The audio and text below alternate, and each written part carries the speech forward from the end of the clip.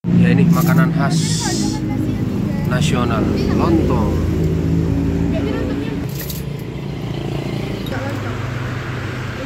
Oke. Nasinya dua.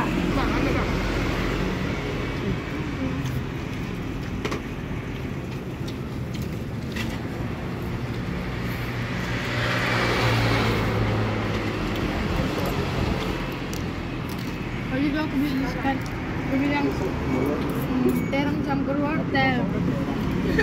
Ya ini makanan khas lontong sayur. Terang tiung kali kan? Terang belandanya kali. Iya bu, terang sama wortel. Nggak tahu deh. Oh gitu. Ya, jadi ini makanan khas ya, pakai daun.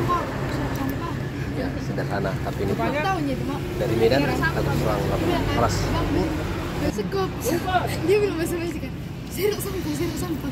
Aku mau bilang sirup sampah. Nah, aku kira bilangnya sekup kan.